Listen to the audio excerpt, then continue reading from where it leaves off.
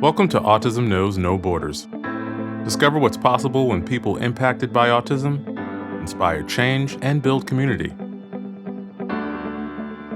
Together with the Global Autism Project, here's your host, Rachel Harmon.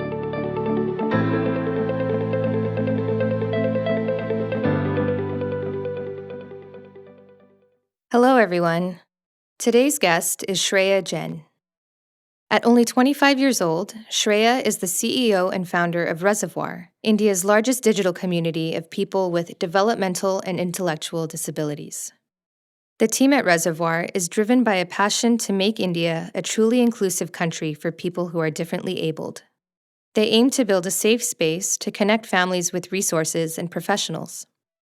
Shreya's younger brother, Suvrit, has autism. Shreya describes how her relationship with Suvrit has evolved over the years, leading to him now being her inspiration. Shreya's mother, Sangeeta Jain, has been working closely with the Global Autism Project for several years now. In 2010, we partnered with SOREM in Chandigarh and have since sent over 20 SkillCorps teams to provide hands-on training to the teachers and staff at the school. You'll be hearing from our partner Sangeeta in a future episode.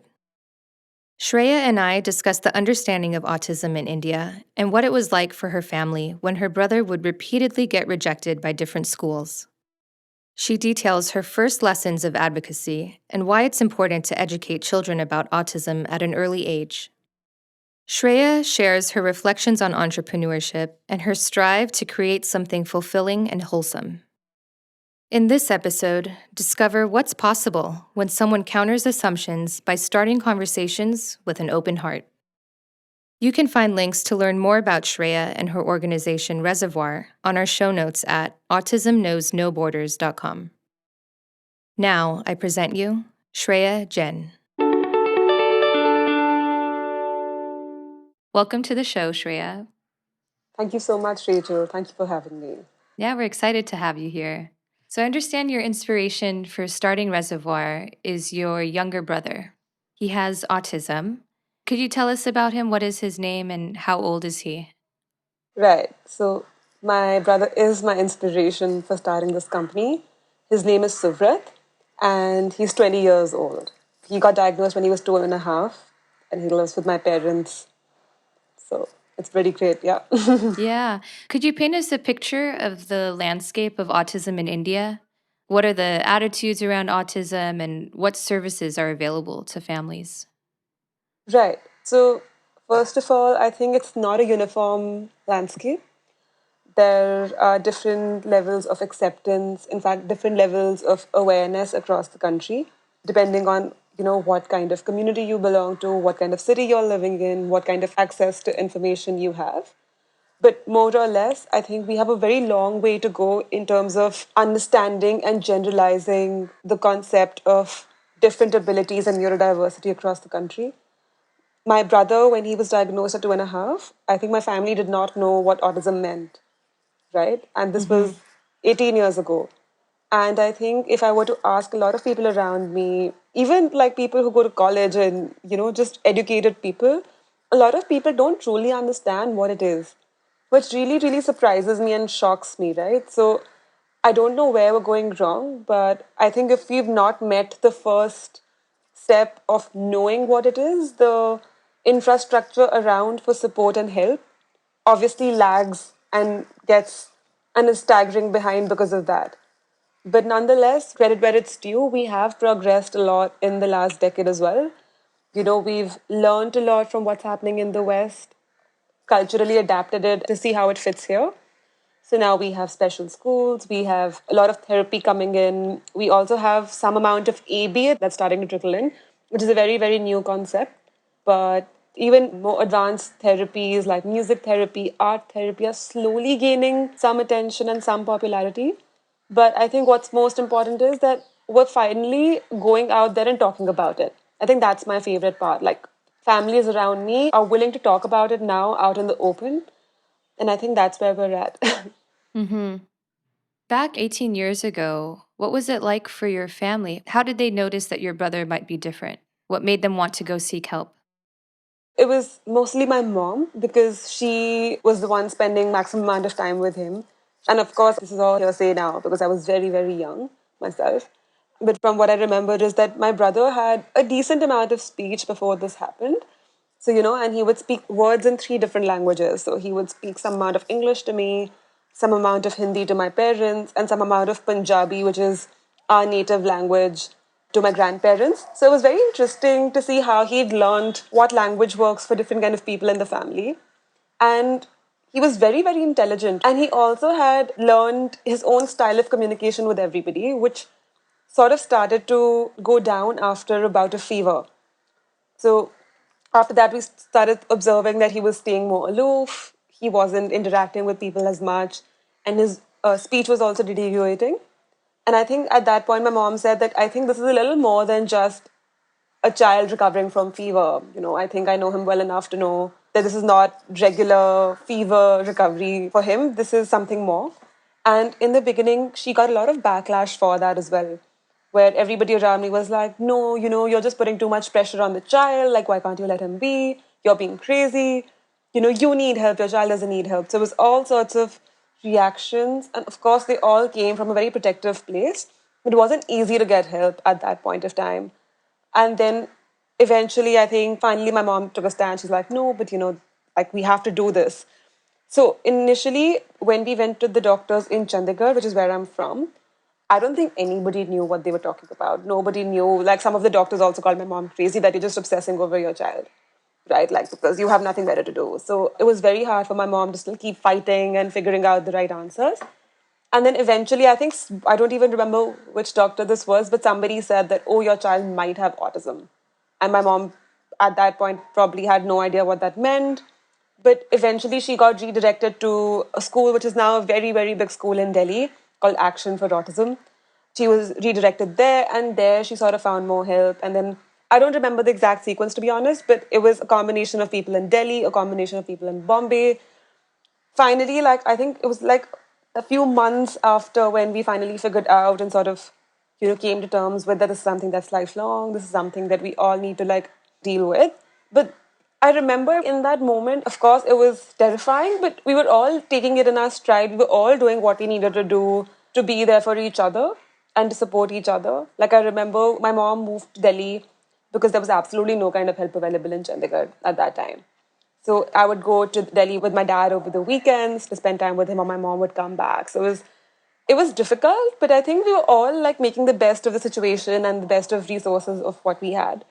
Eventually, when my mom came back to Chandigarh, and we tried to like get him admissions in schools, he was thrown out of multiple schools, multiple mainstream schools, even though he was doing really, really well, right? Like he used to love going to school, but just I think more than anything else, the principals, the staff, the parents around would just find it extremely absurd and don't know. When there's no awareness around something, that's what happens. What was he doing that was absurd? What was making him stand out? I think there are slight differences in behavior from an atypical child to a child who has autism, right? Like, so I think just those minor differences and just the fact that everybody knew that he was different was scaring them a little bit. So at that point, I remember it wasn't even like he wasn't doing well or he wasn't coping well. He was doing beautifully. And we were just happy that he was going to a school where he had friends and, where he had a schedule that was close to normal. Like, that was so important for us in that moment. And initially he was going to the same school that I went to, now that I think about it. I had gone to the same school, and that school has been so important to me because those are your initial forming years, right? And we wanted the same for my brother. And when he could not have that, I think it really set us back a few steps. And I feel like that is when we sort of got rejected again and again and again. And that forced us to think about things very differently. Because up till then, we were like, okay, this is fine. He's different, so what, So what? But I think when we were put down so many times by people around us, that you're forced to sort of, it's not so easy to always keep your spirits up. Right. So I guess that's what happened. But then eventually we found a smaller school, which was not as fancy and not as big and not as uptight, I guess. And they were very, very accommodating of Suvrit. In fact, as he grew older, then the only thing was that he was the tallest kid in his class. Like that was the that was the odd thing. But still, that school is like I think that school is called Rainbow. I'll never forget that school because consistently for all his annual days, Suvrit will become a tree. Because that's all he was so tall. That's the only participation in annual days. But it was really nice. So, we found support in the most unexpected ways, in the most unexpected forms, but also got rejected from places we were confident that we'll find help. Yeah. I just want to point out too that your mother is very involved with the Global Autism Project. Can you just give a little bit of a background of what she's doing at SOREM school? Right. So I think my mom started working at SOREM, I want to say 10 years ago. Maybe more now. Yeah, definitely more. I should know this. But she started there as a volunteer, and it was only because we found the school and we absolutely loved it. The principal over there, Mrs. Pramila Chandramohan, she's just an amazing woman. And I think more than anything else, you just feel very loved there, right? So my mom said, okay, fine. This is one place I feel like I'm home. It's okay. It doesn't matter. Nothing else matters. And she started there as a volunteer, and slowly, she became a part of that family along with my brother. And then she also went on to pursuing her studies in this field. So she did her a B.Ed in special education and autism, and she took on a larger role eventually.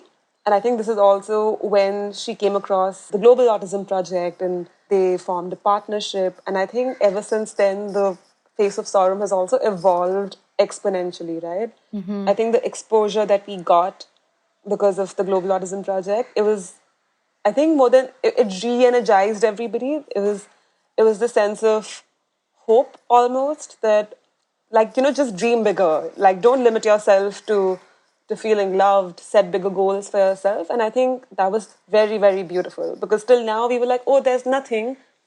Here's a school that makes you feel loved, and that's great, right? So I think we'd almost settled there. And as great as that was, I feel like it was amazing to sort of for someone to come along and say, but you know what, why don't you dream bigger? Like, you got here and now it's possible for you to go to the next step.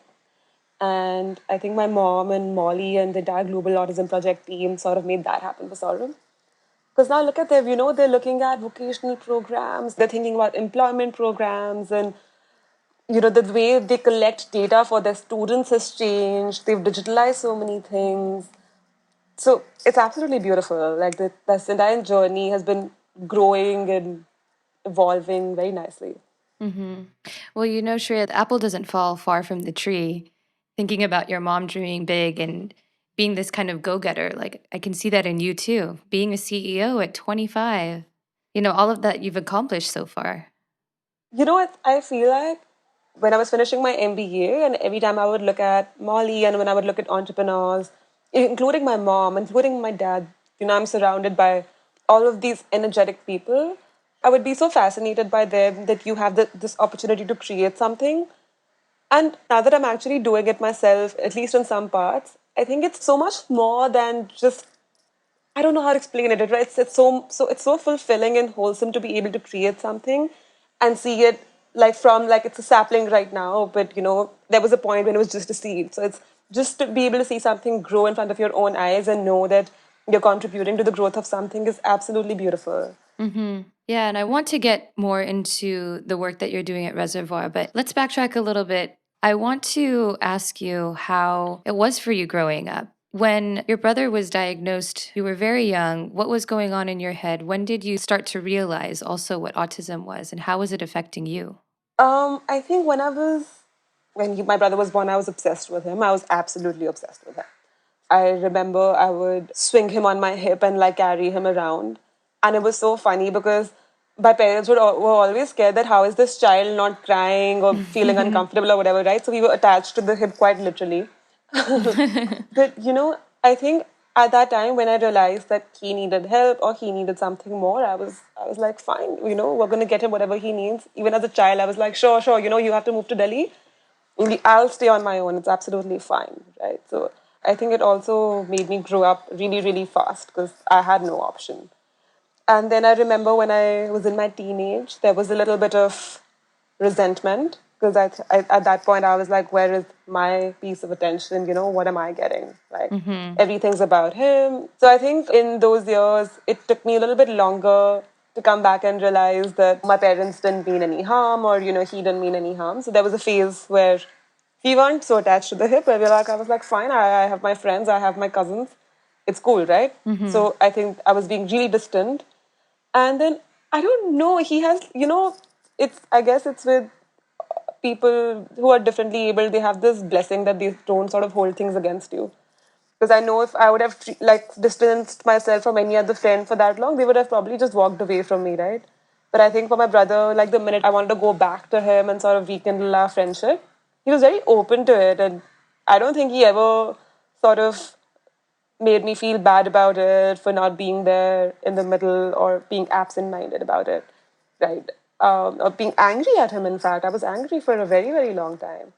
When was it that you tried to rekindle your friendship?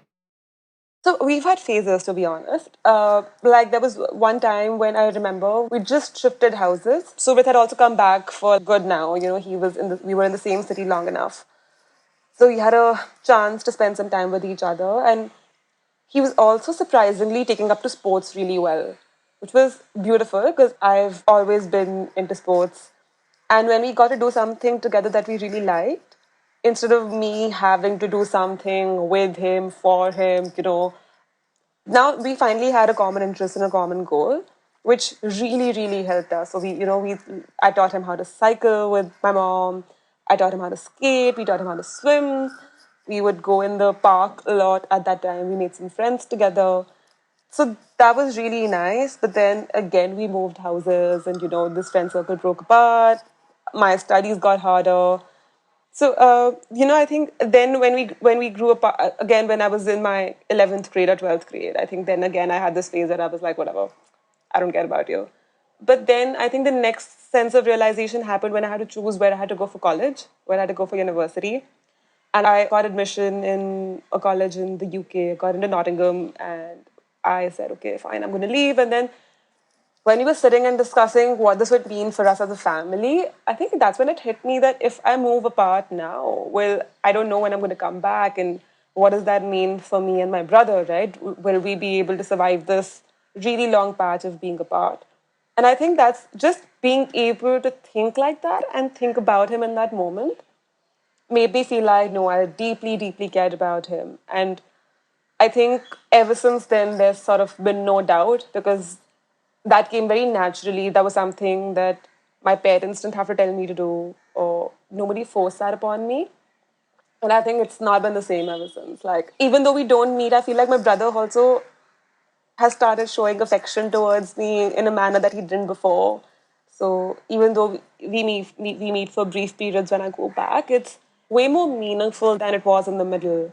And I don't think that everybody needs to do this, but I think I'm at a point in my life where whatever decisions I take for my future, I like to think about him from the start, right? Because I want to be close to him. It's not like I have to take care of him or my parents are imposing any kind of responsibility.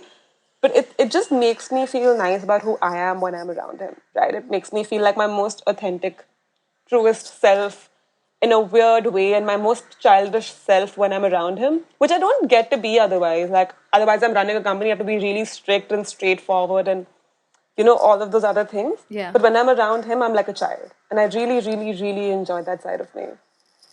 Yeah, it sounds like you guys have a really good relationship now. Yeah, we do. It's really, really nice. In fact, now Suvrit makes a lot of interesting vocational items like wind chimes. He does a lot of weaving, so he makes a lot of scarves, and now he's cold pressing oils. He's all over the place. But I also like whatever little bit I can do, right? Just in helping my mom promote all of those products, in helping them set up an Instagram page. Just like small things which I can do from here. I think that's also helped us maintain our connection, even though he doesn't probably realize it's been through that. But I'm in a way connected to what he's doing at all times. So it's really nice. So you mentioned that you got an MBA, right? Yeah, I did my chemical engineering and then I did my MBA. I was studying to be a part of the pharmaceutical industry. I don't know how I got here. Okay, yeah, that's a big leap from pharmaceuticals to autism advocacy. What was the path for that? I think, like many other things in this world, it was the Global Autism Project. No, seriously. So in my final year of MBA, I was talking to the Global Autism Project team and I was helping them on a project called the Accelerated Business Academy, which was very interesting because I got to apply my MBA firsthand into a project that would make a difference in the real world. So I think after I got done with college, I had the opportunity to go to New York for 3.5 months to actually implement what we created together. But while I was there, I think the exposure that I had to the infrastructure, to the kind of ecosystem that exists in other parts of the world for people who have autism, for people who are differently abled, I think that just blew my mind, right? And that made me so uncomfortable, Rachel. Like, just being there for 3.5 months, like, there have been times when I've just gone home and cried because I couldn't imagine that life for my family, for my friends who are on the spectrum, ever here, at least not anytime soon. And I think that insane amount of discomfort sort of made me take the leap, or made me, like, it just pushed me over the edge. So I had to come back to a job which I'd gotten through my college, to my university, and I was supposed to join that. So I think, because it was all done, so I had to start it. Every morning I would wake up, I would reach that office, and I would hate myself. I would absolutely hate myself, right?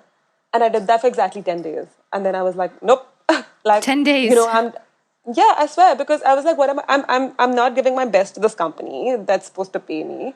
I'm not giving my own self like the happiness or whatever that it deserves. So what's the point, right? And everybody told me at that point that, you don't have enough work experience. Why don't you get some work experience before like venturing out on your own? All sorts of things, right? It's never easy to make a jump or make a switch.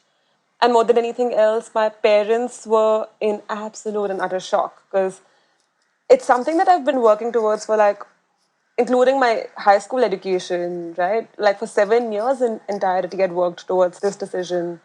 And they just wanted me to be sure if I was okay with giving that up because obviously this wasn't going to be easy. I also was so insecure about not being able to make any money on this path where all of my friends would have like careers that would let them travel and have all these perks. So it's definitely not easy.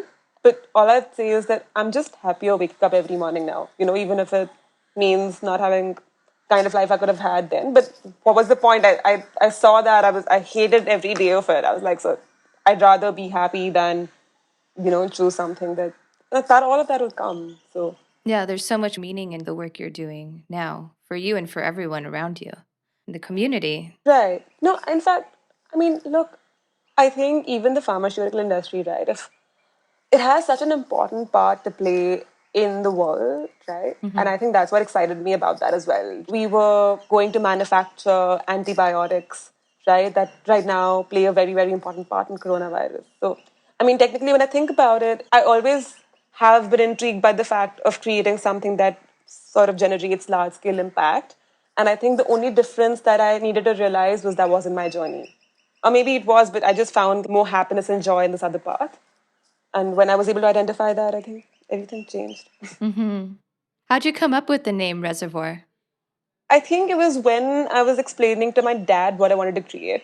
And I was telling him, I was like, like imagine a dam of water. Imagine like all of that water that is being stored and is being utilized when there's shortage of rain, right? So I want to create like a reservoir of resources for these families. And I think that sort of explanation just stuck and that word just stuck from there. So, yeah, I guess that's how that happened. Yeah, because as you're describing it, even these images come in my head, of being this kind of holding space for people Yeah. that people can kind of dip into.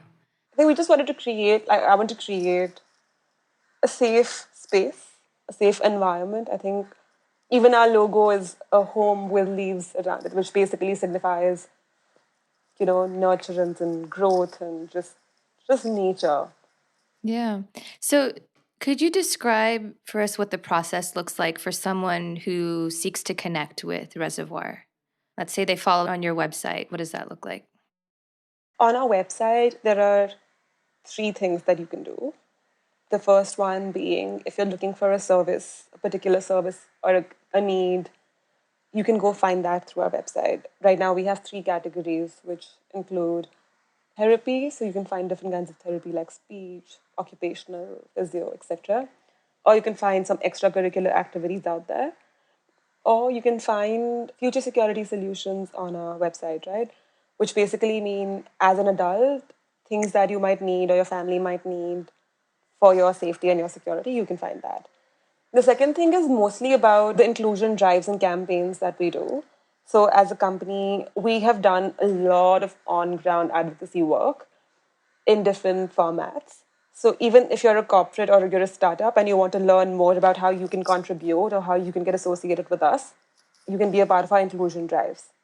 And the third thing that you can do is simply just get in touch with us for anything that you might want to share. Or if there's anything that you'd like to know and for us to discuss with you, then you can also leave us a message there. Apart from that, we also we're very, very active on all our social media channels because I think that's the easiest way to spread the message. So we have a YouTube channel, we have Instagram, we have LinkedIn, we have Facebook, we're all over.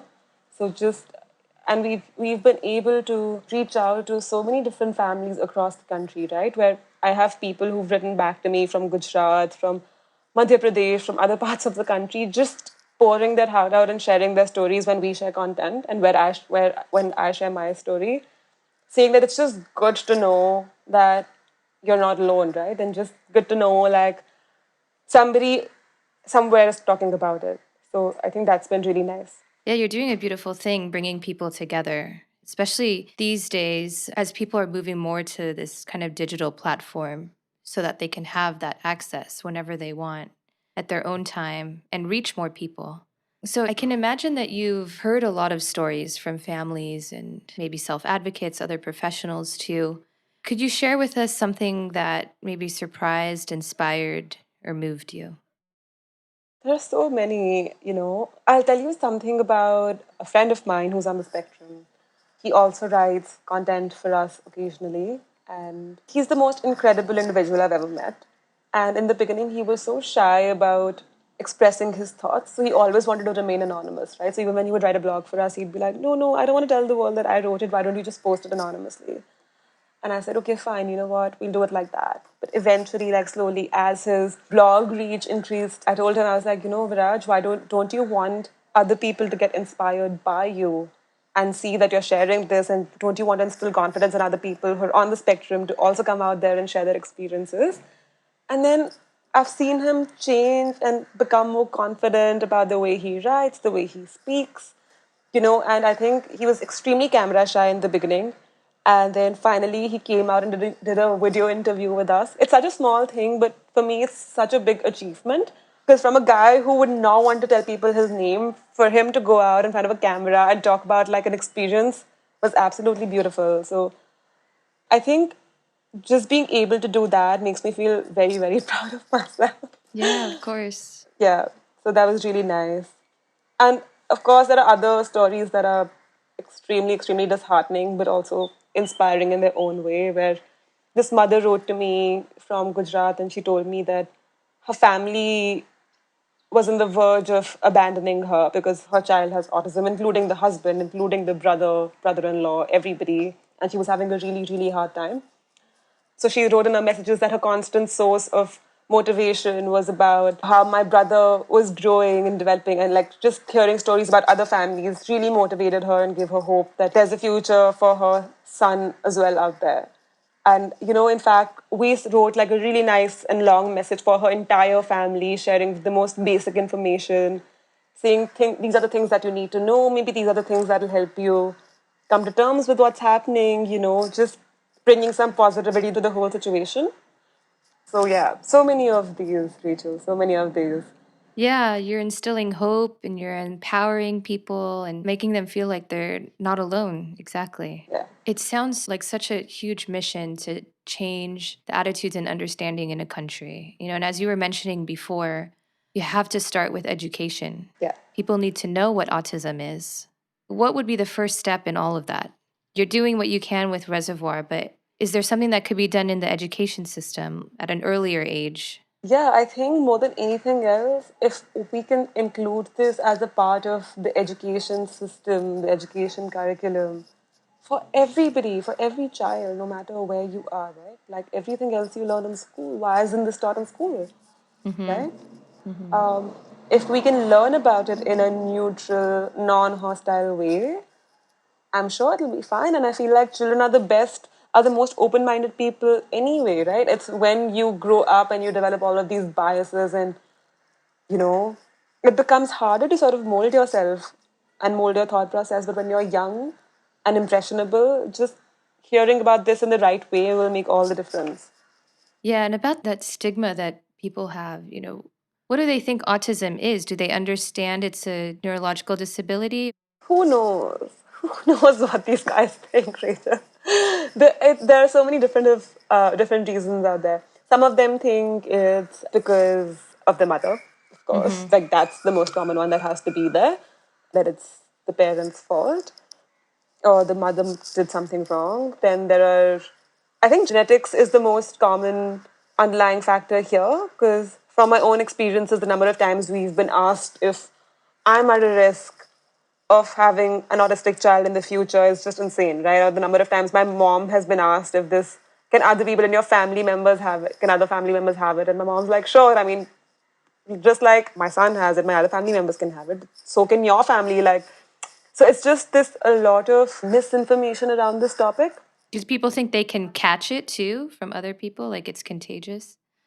I I don't maybe even if they're not saying it, it's like in their mind they're just being safe, I guess, in a weird way because they think it's something that's harmful or something they need to stay away from. So I guess it's that.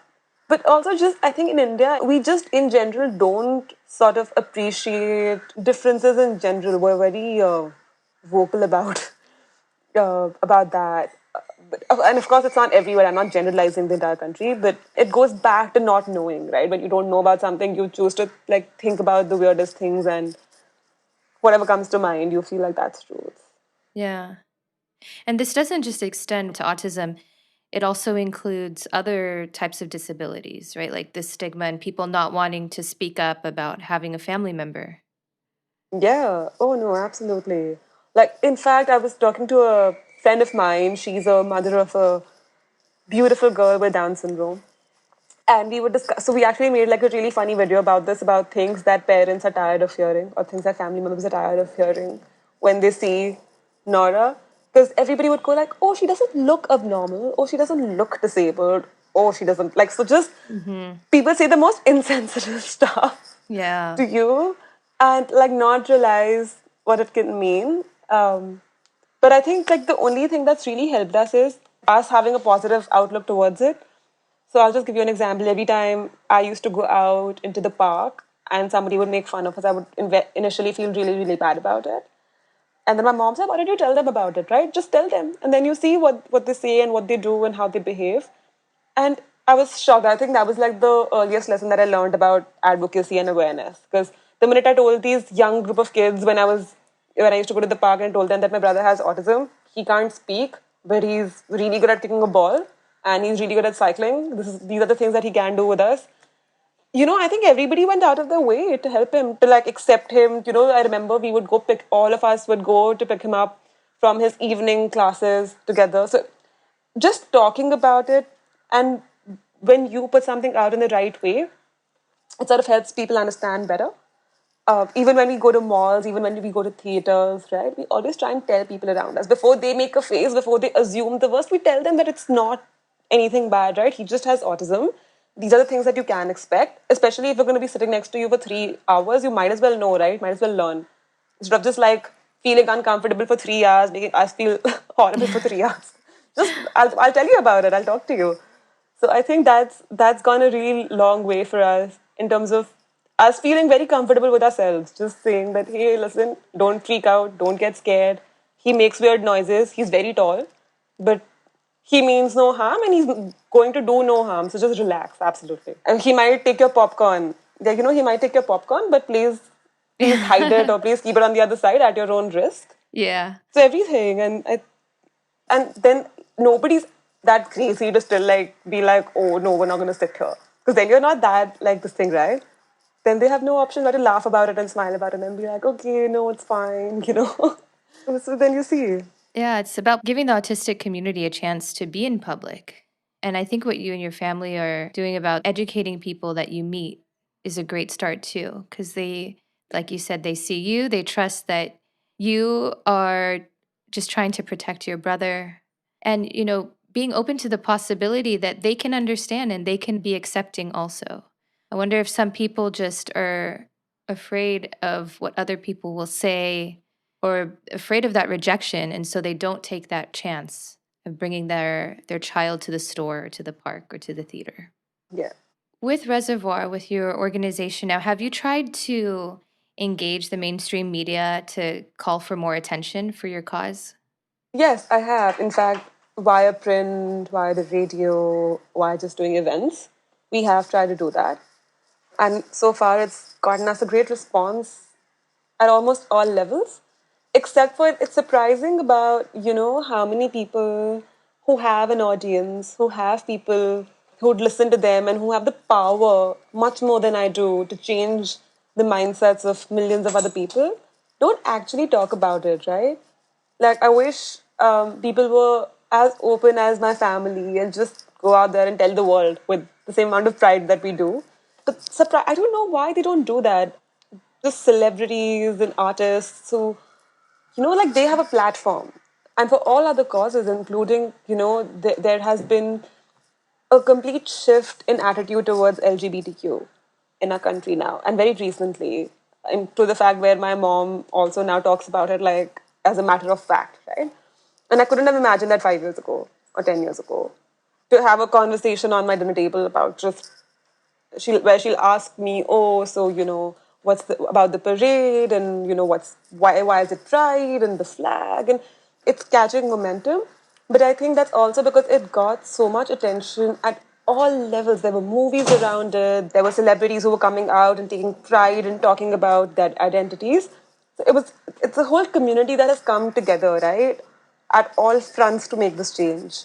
And I think that's sort of what we need even for the neurodiverse community to happen.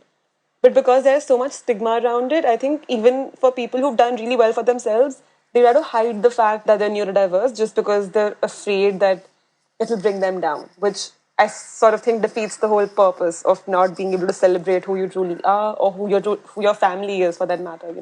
Yeah. So, where do you see Reservoir in 5 years? It's something that I thought about very recently. At least in all corners of our country, people should have access to information about autism and about neurodiversity, right? Even if I can't in the next 5 years make services accessible everywhere, at least information should be accessible everywhere, right? Nowhere should a person feel alone and isolated and sort of feeling caught at the hem of something, instead saying, oh, okay, I was feeling different, I have this information and now this makes sense why, right? So just changing the way people look at this entirely throughout the country. And just, in fact, even in bigger cities where I feel like as we advance towards a more inclusive community, I think inclusion needs to be a way of life, right? It can't be that I practice it in my brother's school and I practice it in my own house, but when we're in a mall, we're gonna isolate ourselves, and I don't know. So I think just sort of make sure that all of these efforts happen at a parallel level, and as an ecosystem, support becomes much more accessible and help becomes much more accessible in the next 5 years. Yeah. Well, Shreya, we're going to have to wrap up here in a few minutes, but I just want to close with if you have any advice to other siblings of someone with disabilities who might have been going through similar feelings that you were when you were an adolescent, for example. I mean, my advice is that, like every other teenage thought that you have, where you think your parents are wrong, or Hmm. that your parents are trying to, like, get after your life, I think just be more open minded about this, right? And I think if you be open minded about this, you'll realize the benefits and the advantages of just being around somebody who's so different than you and everybody else. And I think that's what's made me into a more sensitive person. That's what has made our friends into more sensitive people. We've become people who sort of look beyond petty things and just love more, you know, Hmm. if that's even a thing. But I think just an open heart is something that you'll receive with a sibling. So just have some faith, stick it out. I know it's tough because, of course, it's sometimes you will miss out on things. You will be a part of things that you don't want to be a part of. That's okay. That's life. If it wasn't this, it would have been something else.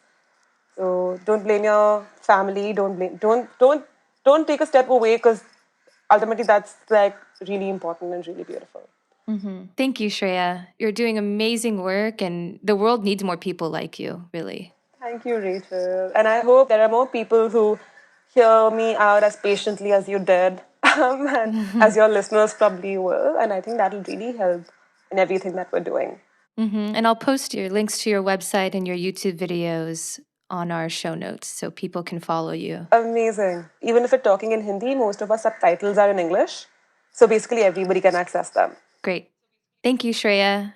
Have a great day. Thank you so much, Rachel. Cheers. Thanks for tuning in to Autism Knows No Borders. I hope you found inspiration in hearing Shreya's message. Her wisdom definitely shines through her words and actions. I was really touched by the story she told of explaining what autism is to kids at a park. She let the other kids know that even though her brother can't speak, he can still do all these other fun things with them, and the other kids went out of their way to help and accept him. I'm reminded of the importance of educating young people about autism because that's really where inclusion begins. The youth are going to continue to build on the future we're creating for people of all differently abled backgrounds. Kids are so full of compassion. It's our job as adults to teach them how to show it. Thanks for listening. Take care. You've been watching Autism Knows No Borders. If you like this video, please give it a thumbs up and subscribe to our channel. Also, we'd love to hear from you, so let us know what you think in the comments section. Click here to watch another interview from our podcast. You can also find us on your favorite podcast app. Tune in each week for engaging conversations of how people across the globe are inspiring change and building community. Thanks for watching. Take care.